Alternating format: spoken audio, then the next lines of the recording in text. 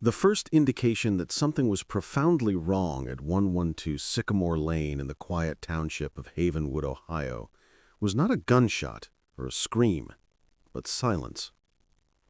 On the morning of Tuesday, November 12, 2024, at 9:15 a.m., Brenda Carlisle, the attendance secretary at Havenwood Elementary, made a routine call. 10-year-old Olivia and 8-year-old Sam Peterson were absent from school, and their mother, Sarah, a woman known for her clockwork punctuality, hadn't called them in sick. Brenda let the phone ring a dozen times. No answer. She tried Sarah's cell phone. It went straight to voicemail. This was the first thread pulled from the tapestry of a seemingly perfect family life. Following protocol, Carlisle contacted the Havenwood Police Department for a welfare check. At 9:32 a.m., Officer Dale Harding, a 20-year veteran of the force who had coached Sam Peterson in T-ball the previous spring, arrived at the pristine two-story colonial. The family's silver minivan and a black sedan were parked neatly in the driveway. The morning paper lay on the welcome mat. From the outside, everything looked exactly as it should. Officer Harding rang the doorbell, his call echoing in the unnerving stillness. After getting no response, he walked the perimeter. On the back patio, he found a sliding glass door unlocked. The silence was the first thing that hit me, Officer Harding would later state in his official report, a document that would be analyzed countless times. It wasn't empty house quiet. It was heavy, suffocating. He announced his presence, his voice swallowed by the stillness. In the kitchen, a half-finished bowl of cereal sat on the counter, milk clouding around untouched Cheerios. The television in the living room was off. It was upstairs that the quiet dread curdled into unimaginable horror. In the master bedroom, Mark and Sarah Peterson were in their bed, covers pulled up to their chests, their faces peaceful, almost serene. In their respective rooms, Olivia and Sam were the same, tucked into their beds as if merely in a deep, untroubled sleep. There were no signs of violence, no struggle, no chaos. It was a scene of chilling, impossible tranquility. The only thing out of place was a faint, almost sweet smell in the master bedroom, like almonds, and a single overturned water glass on Sarah Peterson's nightstand, its contents having long since dried into the wood. In a house where nothing seemed amiss, everything was wrong. To the residents of Havenwood, the Petersons were more than just a family. They were an aspiration. They were the people you saw at the annual Fall Festival chili cook-off, the ones whose Christmas lights were always perfectly symmetrical. The family that seemed to have been cast from a Norman Rockwell painting. Mark Peterson, 42, was the town's most beloved veterinarian. A gentle giant with a quiet demeanor, Dr. Mark, as he was known, had a preternatural ability to calm the most anxious animals and their owners. He'd get down on the floor with your dog no matter how muddy its paws were, one longtime client later recalled for a local news segment, her voice thick with emotion.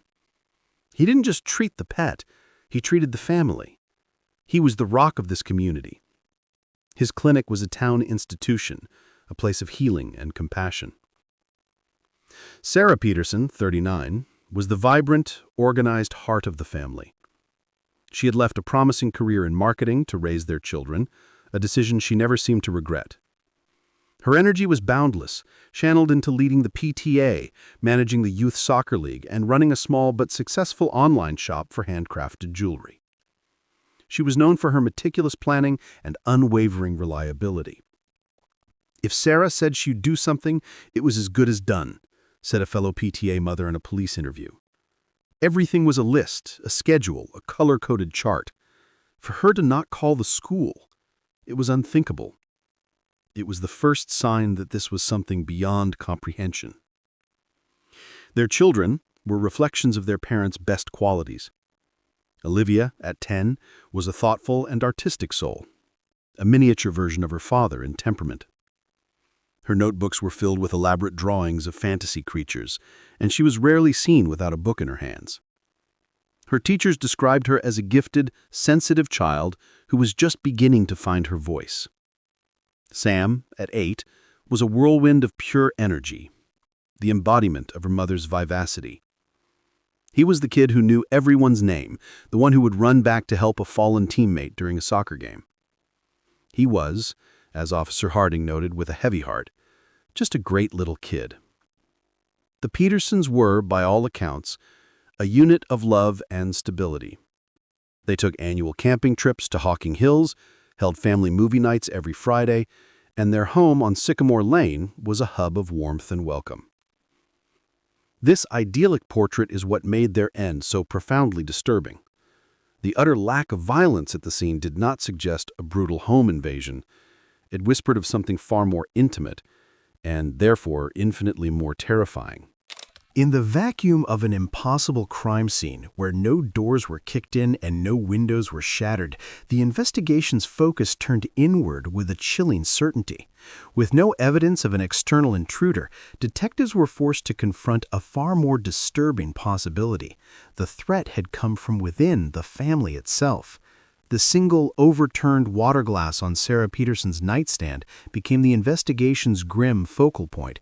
It was the only object in the meticulously tidy home that was out of place, an anomaly in a sea of order. This small detail, combined with her reputation as the family's ultimate organizer and caregiver, slowly and horrifyingly began to shift her status in the case file from victim to suspect. To the outside world, Sarah was the epitome of maternal perfection. But as lead investigator, Detective Miles Corbin and his team began to peel back the layers of her life, a different portrait emerged, one of immense pressure, silent desperation, and carefully concealed cracks in a flawless facade. Interviews with close friends revealed a woman who had been stretched to her breaking point. She always had this bright, fixed smile. Her best friend Jessica Riley told detectives, her voice trembling, but in the last few months, it didn't always reach her eyes. She seemed brittle, like a piece of glass that might shatter if you touched it. Jessica recalled a recent conversation where Sarah had broken down, confessing that she felt like she was drowning in a life she was supposed to love. The family's finances told an even darker story. While the Petersons projected an image of comfortable upper-middle-class stability, bank records and credit card statements revealed a mountain of hidden debt. Mark's veterinary clinic, while beloved, had been struggling for over a year due to the opening of a corporate chain competitor on the other side of town. Sarah's online jewelry business, which she presented as a passion project, was in fact a desperate attempt to staunch the financial bleeding, but it was failing. They were more than $150,000 in debt, a fact they had hidden from everyone, even their closest family. Investigators discovered that Sarah, with her background in marketing and finance, managed every dollar. She alone bore the weight of their impending collapse. In her mind, the perfect life she had so carefully constructed, the life that had become her entire identity, was about to publicly and humiliatingly implode. The woman who planned everything had found herself in a situation she couldn't control, and the evidence began to suggest she had orchestrated one final devastating plan to escape it. The news of the Petersons' deaths fell on Havenwood not like a storm, but like a suffocating fog. The initial reaction was a pure, unadulterated wave of communal grief. A makeshift memorial of teddy bears, wilting flowers, and handwritten notes quickly bloomed at the base of the mailbox at 112 Sycamore Lane. A candlelight vigil was held at the town square gazebo, where hundreds of residents stood shoulder to shoulder, their faces illuminated by flickering flames, weeping for the family that had represented the very best of their community. They were grieving a loss that felt deeply personal, mourning the sudden, violent tearing of a hole in the fabric of their town. But as days turned into a week, and the Havenwood Police Department remained conspicuously silent on the search for a suspect, the grief began to curdle. With no word of a manhunt for a dangerous intruder, a new and deeply unsettling narrative began to take root. The initial shock gave way to a confusing and divisive period of speculation. Rumors, fueled by snippets of leaked information and the natural human desire to make sense of the senseless, spread through the town like a virus.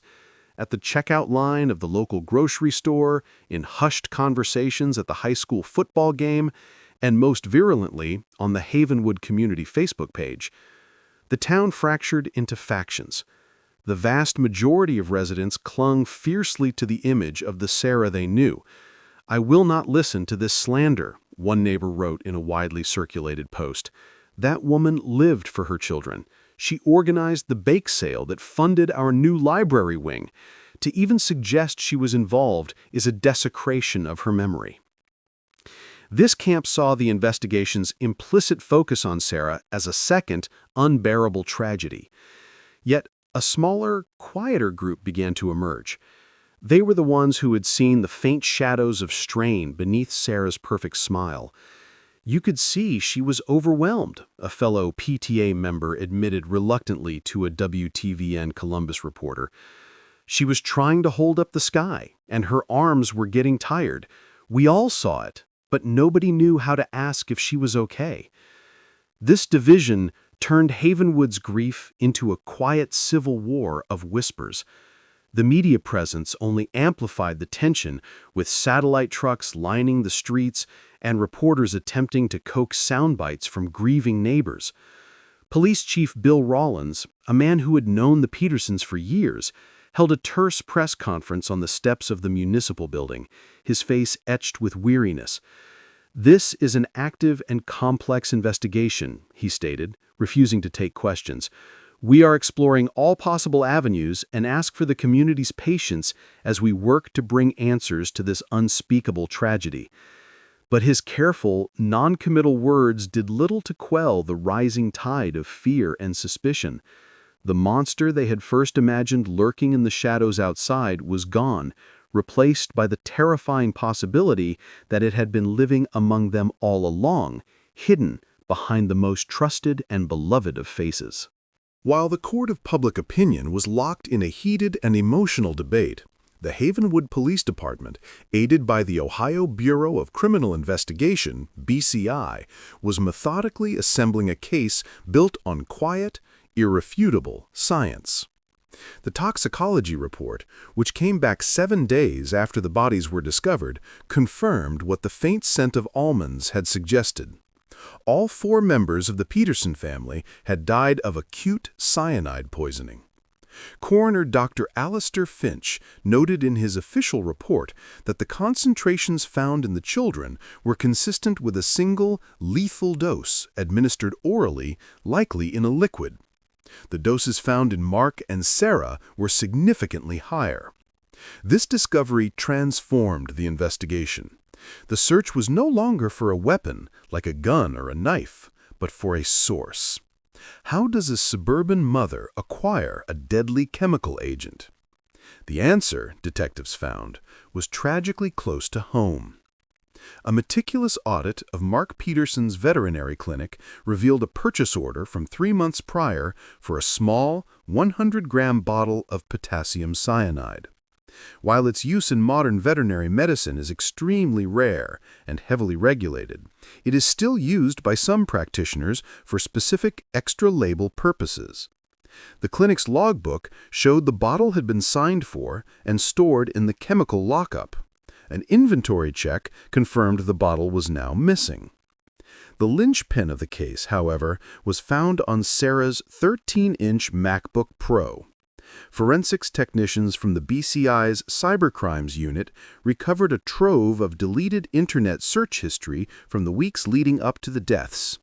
The searches painted a chilling portrait of a mind methodically planning an exit. October 21, painless ways to die. October 24, effects of bankruptcy on children's future. October 28, lethal dose potassium cyanide, human. November 5, how long does life insurance take to pay out? November 10, can a child drink juice in their sleep? But the most damning evidence was a corrupted file recovered from the laptop's trash bin. The file was labeled Instructions. It was not a suicide note in the traditional sense, but a final, detailed checklist written in Sarah's characteristically organized style. It contained passwords for their bank accounts, the contact information for their life insurance agent, and instructions for the care of their golden retriever, Buddy. At the bottom of the document was a single, unsent letter addressed to Sarah's parents. "I am so sorry," it began. "I know you will never understand this, but I could not let them see the life I built for them fall apart. I could not let them live with the failure, with the shame. This is the only way I could keep them safe. This is the only way I could make sure we would all be together, forever, in a place where nothing can hurt us. This was not an act of destruction. It was my last act of love." With that, the investigation officially shifted. The case file, once labeled a quadruple homicide, was reclassified. It was now a triple homicide and a suicide. The search for a suspect was over. The search for understanding had just begun. With the how and the what of the case firmly established, the investigation pivoted to the most agonizing and elusive question: why? The financial motive, while factually correct, felt disturbingly incomplete to Detective Corbin and his team. It explained the trigger, but not the choice. It didn't explain how a mother's love, a force of nature meant to protect, could become the very instrument of death. The hidden truth was not buried in bank statements, but in the complex and fragile architecture of Sarah Peterson's own mind. To understand her final, horrific act, the prosecution brought in Dr. Lena Petrova, a forensic psychologist renowned for her work on familicide cases. In a pretrial deposition, Dr. Petrova laid out a chilling psychological profile. "This was not a crime of hatred or malice," she explained, her tone measured and academic. "This was a crime born of a profoundly distorted love." Sarah Peterson's identity was not just connected to her family, it was completely fused with the idea of her family. The perfect house, the successful husband, the thriving children, these were not just parts of her life, they were her life. In her mind, the impending financial collapse was not a setback, it was an existential annihilation. Dr. Petrova identified Sarah as fitting the profile of an altruistic killer, one who commits murder out of a belief, however delusional, that it is in the victim's best interest. She was not killing her family to escape them. She was killing them to save them. She was saving them from the shame of poverty, from the judgment of their peers, from a life that would be anything less than the perfect one she had so meticulously curated. This psychological framework was corroborated by harrowing anecdotes from those closest to her. Her friend Jessica Riley tearfully recounted an incident from a year prior when Olivia came home with a second-place ribbon from the school science fair. "She was so proud," Jessica recalled. "But Sarah was devastated. She kept saying, 'But we worked so hard. I don't understand what we did wrong.' She couldn't see Olivia's achievement, only the imperfection." Investigators also spoke to Sarah's older sister, who described a childhood dominated by a chaotic and unstable home life. Sarah, she said, had vowed to build a life that was the complete opposite, orderly, predictable, and flawless. The control was her armor. The hidden truth was that the tragedy at 112 Sycamore Lane was not a sudden snap. It was the final, catastrophic collapse of a psychological structure that had been under immense pressure for years. The checklist on her laptop was not the work of a monster, but the final project of a woman whose obsession with perfection had led her to believe that a perfect ending was preferable to an imperfect future. In her warped logic, she was not destroying her family. She was preserving them, crystallizing them forever in a state of idyllic peace before the messiness of real life could shatter the illusion. Because the perpetrator was deceased, there would be no criminal trial in the traditional sense. Instead, the case was brought before a coroner's inquest, a formal judicial proceeding designed to officially determine the cause and manner of the 4 deaths. Held in the solemn wood-paneled main courtroom of the Havenwood County Courthouse, the inquest was less about assigning guilt and more about the public, painful confirmation of an unbearable truth. The room was divided by a chasm of grief. On one side sat Sarah's parents, the Millers, their faces a mask of disbelief and staunch denial. On the other sat Mark's family, the Petersons, their sorrow hardened by a desperate need for answers. The proceedings were overseen by Coroner Alastair Finch, but the evidence was presented by County Prosecutor David Chen, a man known for his calm and compassionate demeanor. He began by laying out the state's conclusion bluntly. "The evidence will show," he said, his voice echoing in the hushed room, "that Olivia, Samuel, and Mark Peterson died by homicide, and that Sarah Peterson died by suicide. The evidence will further show that the agent in all 4 deaths was potassium cyanide, administered by Sarah Peterson."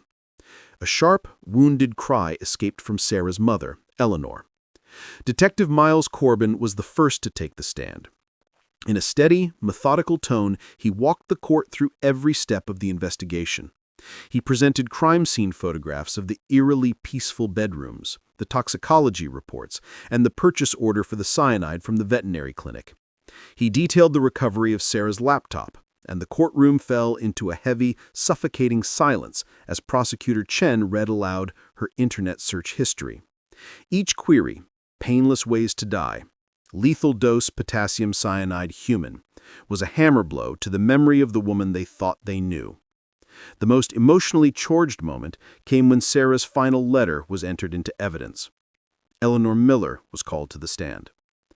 "Mrs. Miller," Chen asked gently, showing her a printed copy of the text, "do you recognize the tone, the phrasing in this letter?" "That is not my daughter," Eleanor insisted, her voice shaking with rage and grief. "My Sarah was a wonderful mother. She loved those children more than life itself. Someone did this to them. Someone made her write that." But her denial crumbled when Mark's father, Robert Peterson, took the stand. His grief was raw and palpable. He did not direct his anger at his daughter-in-law, but at a silence he felt they were all complicit in. "We saw the strain. We saw how she never let anyone see a single crack. We'd ask, 'Sarah, are you okay?' And she'd just smile, that perfect smile, and say, 'Everything's fine.' We all knew it wasn't, and none of us pushed. None of us knew how." He was not just mourning his son and grandchildren, he was mourning the collective failure to save them. His testimony transformed the narrative from one of a monstrous act to one of a catastrophic silent cry for help that no one had been able to hear. An inquest does not result in a sentencing, but in a final, official determination of truth. After 3 days of testimony, the coroner, Dr. Alastair Finch, was tasked with delivering his findings. The small courtroom was packed, the air thick with an unbearable sense of finality. This was the moment where the story of the Peterson family would be formally written into the public record. Dr. Finch, a man who had seen decades of human tragedy, cleared his throat, his gaze sweeping over the 2 shattered families who sat staring at him, awaiting a judgment that could offer no real solace. "Based on the irrefutable forensic evidence and the testimony presented in this court," he began, his voice leaving no room for doubt, "I am rendering the following findings." He paused, taking a deliberate breath. "Regarding the death of Olivia Peterson, age 10, the cause of death is acute potassium cyanide poisoning. The manner of death is ruled a homicide." A quiet, choked sob came from the Peterson side of the room. "Regarding the death of Samuel Peterson, aged 8, the cause of death is acute potassium cyanide poisoning. The manner of death is ruled a homicide. Regarding the death of Mark Peterson, aged 42, the cause of death is acute potassium cyanide poisoning. The manner of death is ruled a homicide. With each declaration, the weight in the room grew heavier, more suffocating. Finally, Dr. Finch turned his attention to the last victim, who was also the perpetrator. Regarding the death of Sarah Peterson, aged 39. The cause of death is acute potassium cyanide poisoning. The manner of death is ruled a suicide. He looked directly at the two families, his professional demeanor softening into one of profound human sympathy. There is no finding this court can offer that will heal the wounds suffered by the Peterson and Miller families, or by this community. The evidence compels a conclusion that is, for many, impossible to accept, that these horrific acts were carried out by a wife and mother who, under the immense weight of perceived failure and profound psychological distress, came to believe that this was a rational, even loving, act. This is a tragedy of almost incomprehensible proportions. The verdict was a bitter, agonizing pill. For the Peterson family, it was a confirmation of the truth they had slowly, painfully come to accept. It validated their loss, but offered no release from the pain. For the Millers, it was the final, brutal demolition of the daughter they thought they knew. Eleanor Miller sat stone-faced, staring into the middle distance, unable to cry, trapped in a state of shock and denial that would linger for years.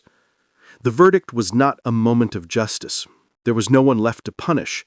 It was simply the official closing of a book, a legal stamp on a story of love, desperation, and the catastrophic failure of the human mind. The moral climax was not a cheer of victory, but a wave of profound, soul-crushing silence. In the months and years following the inquest, the story of the Peterson family receded from the national headlines, but remained an indelible scar on the psyche of Havenwood. The official verdict did little to mend the rift in the community. Instead, it solidified it. There were those who accepted the painful truth and those who would forever cling to the belief that Sarah was a victim of some unseen evil. The two grieving families walked divergent paths of sorrow. The Petersons, led by Mark's father Robert, channeled their grief into action. They established the Peterson Promise Foundation, a nonprofit dedicated to providing mental health resources and financial counseling to families in veterinary and small business communities. Their annual charity 5K became a major town event, a way of remembering Mark, Olivia, and Sam, not for how they died, but for how they lived. The Miller family, in contrast, retreated completely. They sold their home in a neighboring town and moved out of state, unable to bear the constant reminders and the pitying glances of strangers. Eleanor Miller never publicly accepted the inquest's findings, maintaining until her death that an intruder had forced Sarah to write the note. It was a fiction her mind required to survive, a testament to the fact that some truths are too monstrous for a parent's heart to hold.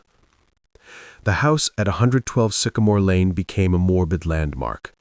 For months, it sat empty, a silent, perfectly preserved monument to the tragedy that had unfolded within its walls. The bank eventually foreclosed on the property, and it was sold at auction for a fraction of its value to a developer who, after much public debate, had the house torn down. An empty, manicured lawn now sits where the Peterson home once stood, a void in the suburban landscape that is somehow more haunting than the structure itself. Neighbors still speak of how, for a long time, the lawn seemed to be the only one on the block where children never played. Mark's veterinary clinic was sold, its name changed, the new owners eager to escape the shadow of its past. The family's golden retriever, Buddy, who had been found waiting patiently by the back door by Officer Harding, was adopted by Mark's brother. He became a living, breathing link to the family that was lost, a quiet, gentle creature who carried the ghost of their affection in the wag of his tail. For the town of Havenwood, the aftermath was a long, quiet lesson in the fragility of appearances. The tragedy forced an uncomfortable conversation about mental health, about the immense pressure of modern parenthood, and about the dangerous myth of the perfect life. The name Peterson was no longer just a name.